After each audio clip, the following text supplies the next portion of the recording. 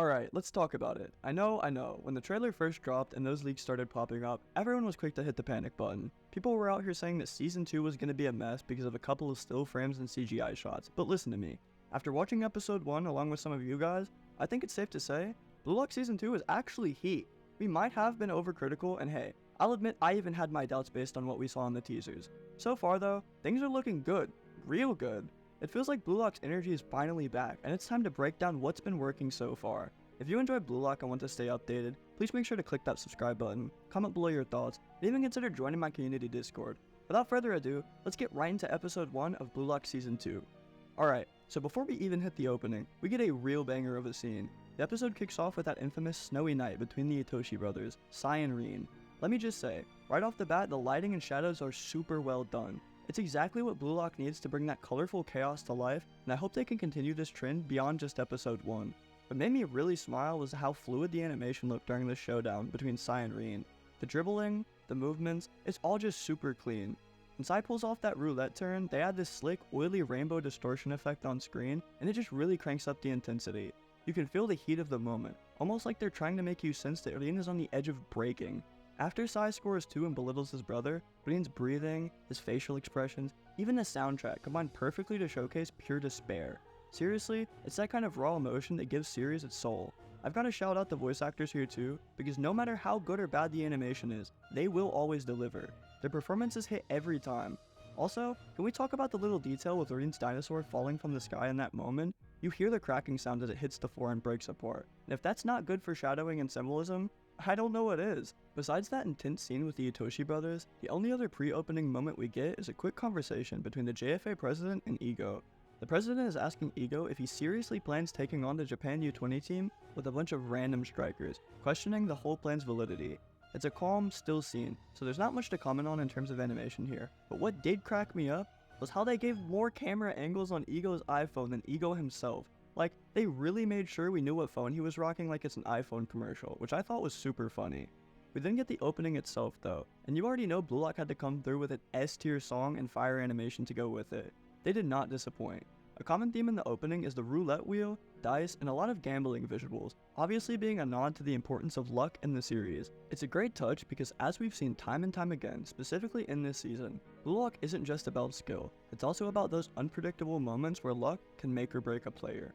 Right after that, we get this really cool first-person perspective shot of Itoshi growing up, and you can feel his resentment towards Sai just bubbling up. The screen starts to crack more and more as he thinks back on the good times they had together, almost like these memories are breaking apart in his mind to fuel him. What's really dope though, is how the cracks eventually clear up as Rin calms down and focuses all his energy on one goal, taking down Itoshi Sai. And finally, the opening drops some major hints at what's coming. We get key shots from the matches themselves, like isagi yoichi passing up Oliver Aiku, Rin going full berserker mode, and some of the best goals from players like Barou. It's packed with moments that really amp you up for the chaos we're about to witness, and let me know what you guys think about these panels in specific. It shouldn't be that big of a deal that Rin's face looks weird, because when we see the actual episode with Berserker Rin, you already know every single scene will be fluid animation, straight one-on-one dribbling, like you're not gonna pause and actually look at his face, and also at the same time, I just don't think it's that important. The big sequence after the opening though is none other than the announcement of the top 6 players at the start of the 3rd selection. Ego Jinpachi comes in and breaks it all down. He lays out who made the top 6, explains the upcoming risk with the Japan U20 match, and details how this next selection will go down. I've gotta say, one thing that caught my eye is the many icons and chibi graphics that Ego uses on the monitor. It's a super small detail, but man, I really love them. They look so awesome and add a bit of personality and flair to an otherwise straightforward explanation scene. It's the little things like that. I know there's not a ton to talk about here in terms of action, but even in these quieter moments, the animation team is doing their thing. Plus, I'm really digging the darker tone and style they've shifted towards this season. It feels like it fits perfectly with the high stakes of Blue Lock, and I feel like the U20 game is going to take that vibe to a whole nother level when we get there. The stadium, the atmosphere, the lights shining down on them, I just cannot wait. Honestly, even the still panels and the non-moving frames just look amazing this season. The graphic Ego shows of the top 6 players is clean and sharp, and it's clear that the production quality has been stepped up amazingly. So even in these slower scenes, it's very visually engaging. Then, we finally get the wholesome Team Z reunion. Well, at least for those of us who made it this far. RIP to Kunigami, you didn't make the cut, we miss you bro. As for Isagi, he gets some solid advice on which team he should join for the 3rd selection. And just like that, we transition into the top 6 chilling in that room. This is where things start to get wild, as Shidou, ryusei, and Itoshi Rin immediately start to throw hands, and let me just say, this looks amazing. Shidou's animation perfectly captures his chaotic energy and goofiness from the manga, and we even get an anime-only scene of them throwing kicks at each other and Ego stopping them. That scene gets me so hyped up for the acrobatic goals we'll be seeing this season, because if they can nail this little fight scene, we'll really be in for a treat. Unfortunately, Ego stops their fight with some more of his usual yapping, but there's still plenty to appreciate. One standout moment is when we get this shot of the top 6 standing outside upon a mountain. The change of scenery when Ego's speech in the background is such a cool touch, and I hope to see more scenes like this to make it unique and feel creative. As he wraps up, Ego's aura flares up with blue and black, and it just looks super sick. Aura effects aren't hard to do or animate at all, but it stands out even more now than in Season 1 because we left behind those old glowing white backgrounds. Speaking of iconic scenes and improvement, we cannot forget the bathroom movement with Barou and Nico. One of them is out here trying to hide his big ass forehead, while the other just dishes out some good friendly advice. I'll let you guys figure out who's who. But in all seriousness, this scene is so fun and the character moments shine through. Plus, the episode transitions perfectly from this to Ego announcing the third selection teams.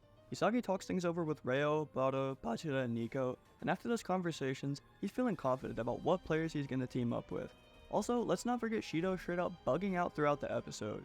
He's locked in on Rin like he's staring down the nape of a Titan Shifter's neck or something, and I cannot stress enough how hyped I am for every Shidou interaction, especially his rivalry with Rin.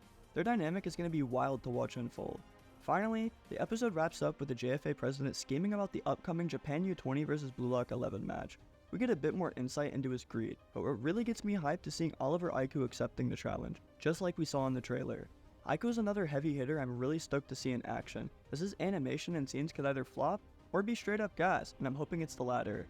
Sadly, the episode ends with Aiku accepting the challenge and Isagi determined to make his mark, but hold up, there's more. After the outro music, which hits like Mike Tyson, we get the funniest additional time ever. The top 6 are debating who gets which room, and nobody, I mean nobody, wants the room with Itoshi Rin.